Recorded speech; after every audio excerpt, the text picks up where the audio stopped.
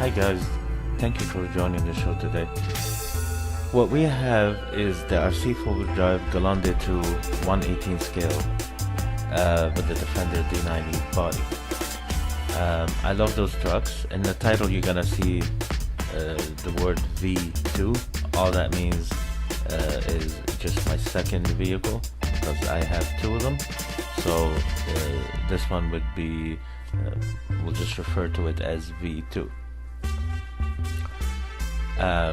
As I was unboxing this truck, I realized that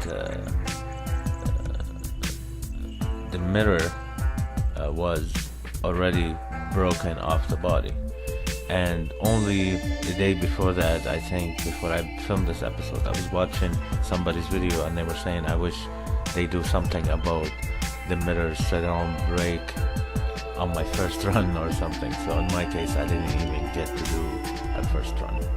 But anyways, I like RC four-wheel drive product for the most part. I'm not crazy about their website and sometimes their pricing, because it's weird that a few times I try to purchase things from their website and it doesn't work, and I go to Amen Hobby or something like that and the transaction go right through. Anyways, we're not here to complain about RC four-wheel drive. We're just gonna unbox this truck quickly and we'll start doing some mods on it to make it different. It comes with everything. It comes with a terrible battery that I don't use anyway. It comes with a charger that I can't, actually there's no charger to it, and it doesn't have a place for me to really plug the battery. Anyway, I don't use them. Everything else is cool. It comes with extra accessories and I like that.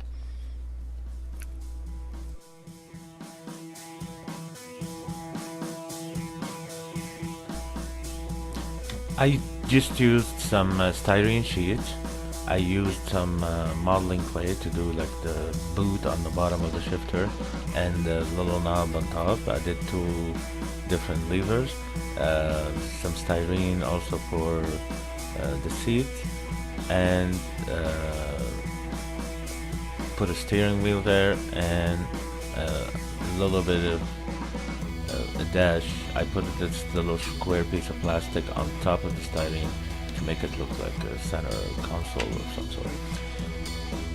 For a light bar, I'm using this Traxxas light bar. I'm not sure what it's originally made for, but it comes as like a 4 light pods for Traxxas, so I cut them in half and I used 2 of them. I tried to form a styrene bar from styrene tubes using like a Lego kind of setup,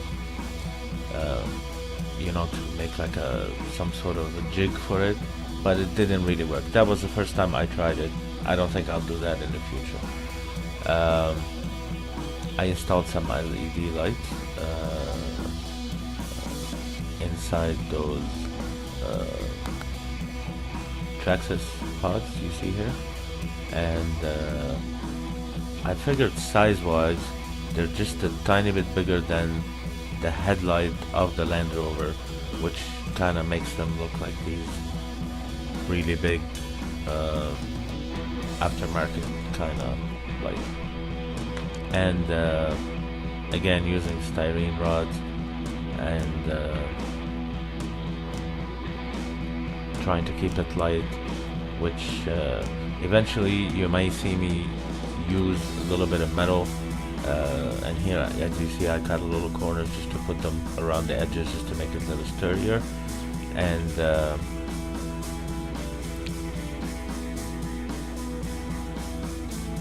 like I was saying, eventually you'll see me use a little bit more metal, but then I will go back and cut down on metal because I felt like it was getting heavy. I didn't want the metal pieces, the brackets and stuff to be shiny, so here we're spraying them in black satin, and satin black, just spray paint.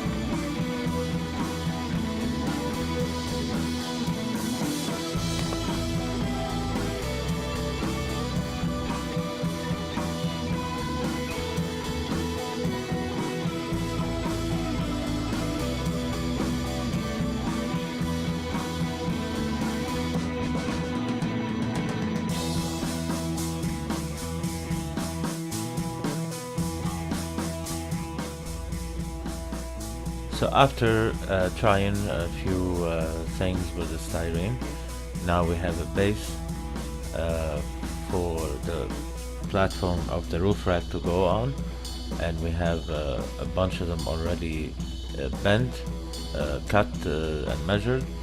Um, so now we only have the metal on the brackets to join everything together.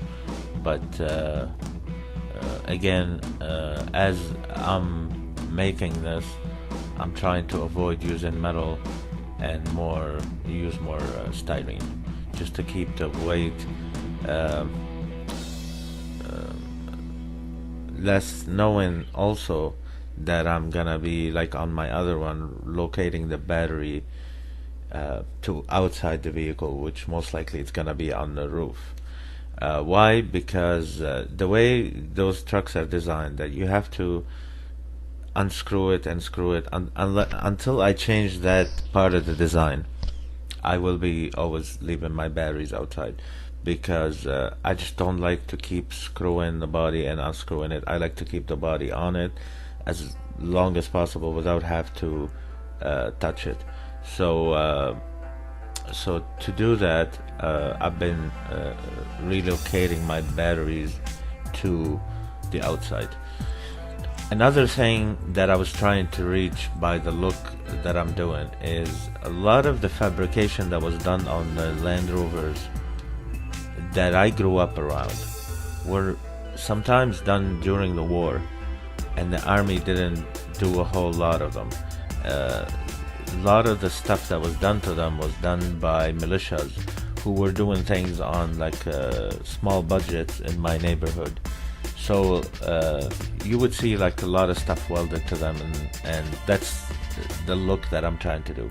Whether the cages, whether the roof racks, whether they had a mount for a machine gun or something, I'm also trying to replicate this by not using too much like aftermarket parts that looks too perfect. So I hope I achieve that.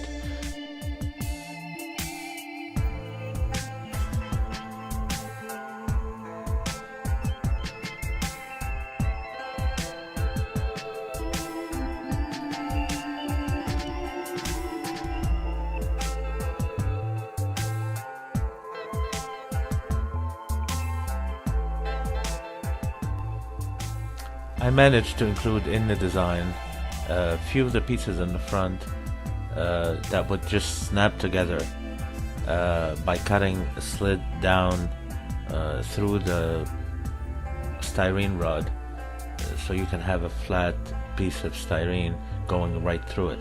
And that worked pretty good, actually. I didn't mind that idea. I may try to use that again in the future if I find it useful. So I hope you enjoyed this first part of this quick build series that we're gonna do, which is hard to call it build on something that's already ready to run. Anyway, I hope you enjoyed this episode, and we'll see you soon in part 2. Thank you for watching.